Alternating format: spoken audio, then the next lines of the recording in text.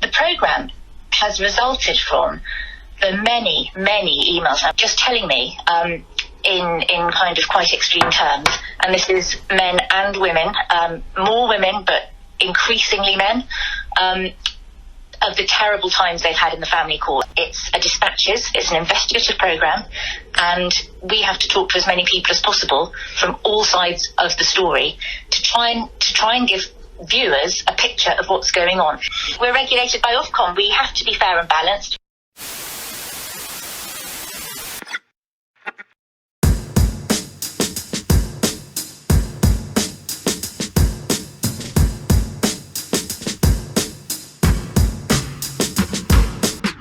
This is the first of what I anticipate will ultimately be 5 addendums to my recent analysis of what can perhaps best be described as Channel 4's hit piece on victims of a form of domestic abuse, commonly known as parental alienation, a current affairs documentary that was conveniently broadcast during the consultation period for the Home Office's draft statutory guidance implementing the definition of domestic abuse that will ultimately be recognised by courts across England and Wales. And in this presentation, I will be pointing at what can perhaps best be described as further prima facie evidence that the producers of the Dispatches episode, Torn Apart, Family Courts Uncovered, transgressed Ofcom's broadcasting rules around due accuracy and impartiality, and providing adequate protection for members of the public from harm and offence. And as an act of solidarity with the 550 plus Channel 4 viewers who felt strongly enough to complain to the UK's broadcasting regulator, I will be forwarding this evidence directly to Ofcom alongside a succinct summary of the main reasons why it is I believe that this oh-so-serious current affairs documentary about a very serious subject clearly breached Ofcom's rules by being exceptionally one-sided, misleading, sexist, political and disgracefully exploitative and offensive towards vulnerable victims and survivors of harrowing domestic abuse. It happens to men too, you know. Alright gentlemen, let's do this. How you can produce something like that and not speak to a single father, it's just incredible. So in the week that followed the release of the Glass Blind Spot's analysis of Channel 4's extremely flawed account of the goings-on and outcomes of secret family courts, 2 critical incidents occurred that I believe very much merit further consideration. The first critical incident actually came in the form of a slight correction or point of clarification to a claim that I had personally made during the second part of the analysis. Specifically, that Channel 4 did actually film one interview with a father for inclusion in the documentary, but ultimately for some reason couldn't use the footage, and significantly, again for some reason, the interview was conducted by someone other than the documentary's main presenter, Louise Tickle herself. To the best of my knowledge, the specifics of this claim remain accurate, but significantly, Nick Langford reached out on Twitter to clarify that Louise Tickle had definitely taken the time to personally interview at least one father, namely himself. Coincidentally, Nick happens to be the author of the comment I selected in part 1 of my analysis to perhaps best and most succinctly sum up a perspective that a reasonably diverse range of stakeholders appear to feel about the show. There are many things wrong with the family justice system, and a great many injustices perpetrated in its name. All this requires balanced and open discussion. Tickle was handed great power by Channel 4, which should have been wielded with great responsibility. But she chose to perpetuate a deeply misleading narrative peddled by activists without offering a single voice to balance them. She took advantage of the secrecy of the courts to present a distorted, one-sided and misleading narrative, which cannot be addressed or countered. In my view, that propagates the very evils she professed to challenge. Nick is also the author of An Exercise in Absolute Futility, a book about the family court system. He's a campaigner for more transparency in that system, a former researcher for Fathers for Justice, and most importantly, a father with first-hand experience of the family courts. So in other words, he is exactly the sort of subject you might expect to get a phone call from a production team attempting to undertake a well-rounded, balanced and Ofcom-compliant documentary about perspectives on the family court.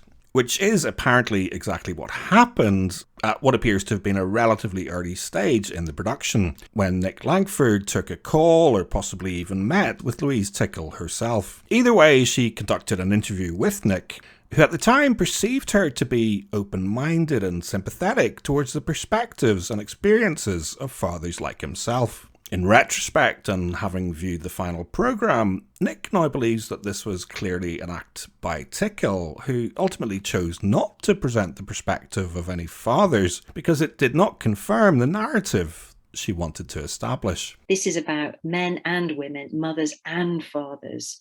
So to have an entire documentary that doesn't speak to a single father is...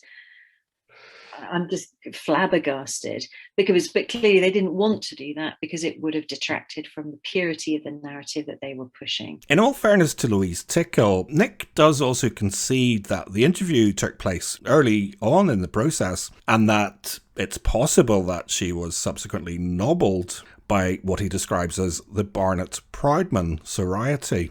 A possibility which brings me to critical incident number 2 that occurred on September the 15th, when GMG Film released a short audio recording of what very much appears to be Louise Tickle talking about the Dispatches programme to an unknown third party. It is of course at least possible that the recording is some sort of deep fake involving someone doing a pretty convincing impersonation of Orwell Fellow and Channel 4 presenter Louise Tickle. But in the context of all the other evidence now available to OFCOM, in my humble subjective opinion at least, it strikes me as far more likely that this recording is the actual Channel 4 presenter, Louise Tickle, doing a pretty convincing impersonation of someone who is open-minded and sympathetic towards the perspective and experiences of fathers.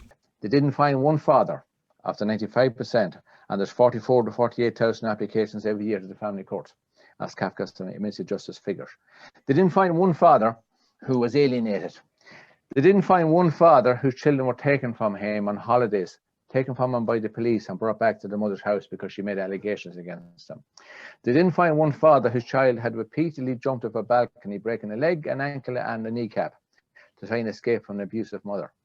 I'll leave a link to the full clip, and as the recording can, I believe, clearly be seen to be in the public interest, I would especially seek to highlight the following excerpts where the Channel 4 presenter emphasises the importance of talking to as many people as possible from all sides of the story. She emphasises the fact that Channel 4 are regulated by OFCOM and are required to present their investigation findings in a fair and balanced manner. She explains that the programme was commissioned on the basis of the number of parents, both male and female, who had approached her with stories about their terrible experiences in the family courts. And she discusses receiving heart-rending emails from many men and their partners, describing how they have been alienated from their children, or with appalling stories about domestic abuse and how difficult it is for men to get their experiences taken seriously. I'm really interested in transparency of what goes on throughout the family justice system. So the programme has resulted from the many, many emails just telling me in kind of quite extreme terms, and this is men and women, more women but increasingly men, of the terrible times they've had in the family court. There's also, as I'm sure you're very well aware, a really big movement from women's groups to say that the way that domestic abuse is being dealt with in family courts is, in many cases, absolutely appalling.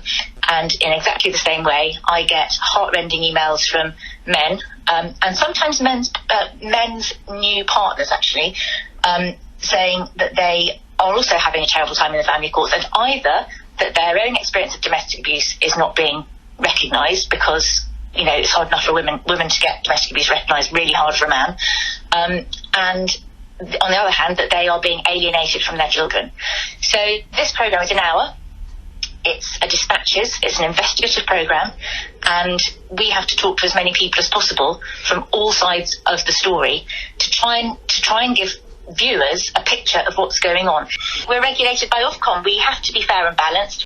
Similar claims were made publicly by programme director Anna Hall on the day of the programme broadcast. Specifically, similar claims about the number of people who had contacted the programme makers to share their tales. Unlike Tickle, the leader of the female-led production company didn't specifically specify that many of those people were in fact fathers. But given that 95% of parents awarded custody by courts are specifically not male, I think it's fair to assume that there must have been a fair few disgruntled dads coming forward and making themselves available for interview.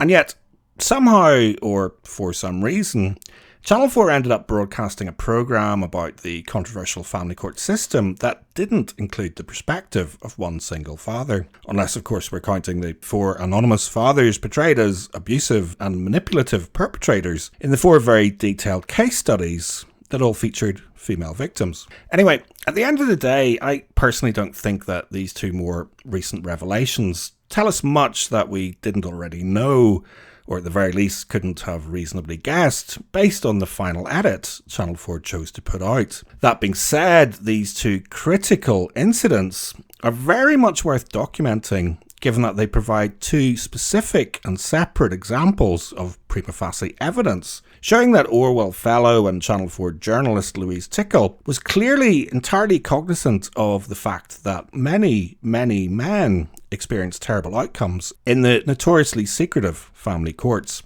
The leaked audio indicates that the documentary was specifically inspired by the many, many emails Louise Tickle had received from people, including many men, talking in quite extreme terms about those experiences. We know that at some point, and at least in some certain context, Louise Tickle's approach might reasonably be perceived to have been open-minded and sympathetic towards the perspective and experiences of fathers in family courts. And we know that for whatever reason, such perspectives and experiences were noticeably absent in the final cut. And I was just very disappointed because I thought, well, if that's 2.5 years' work, it didn't really reflect the richness, the context, and the many other layers of information that could have been built into it to have made it actually really hard-hitting and powerful. I think she had an amazing opportunity.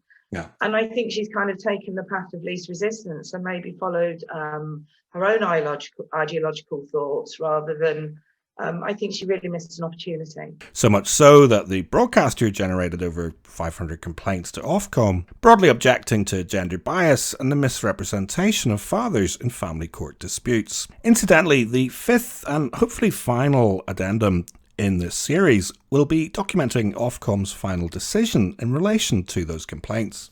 Presumably they will be launching a full and formal investigation, which means that the final outcome may be some time. And in order to help to expedite that process, Addendum number 2 will attempt to provide a succinct summary of the top 5 reasons why it is, I believe, Louise Tickle, Candor Productions and Channel 4's Dispatches managed to generate quite so many complaints.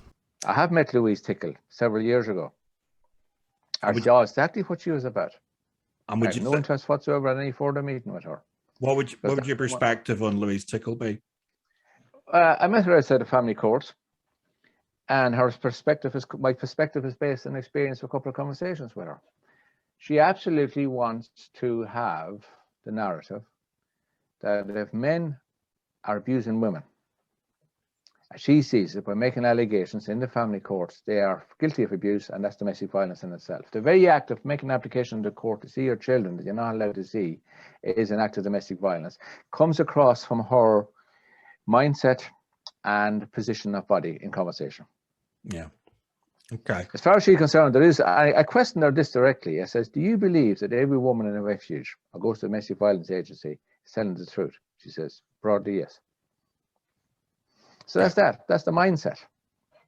Yeah. You're not going to change that. I'm not going to change that. We're regulated by Ofcom. We have to be fair and balanced. Can't you see it too? There's an elephant in the room. The Glass Blind Spot is brought to you by you, because it's your views, your likes and your comments that keep this show on the road.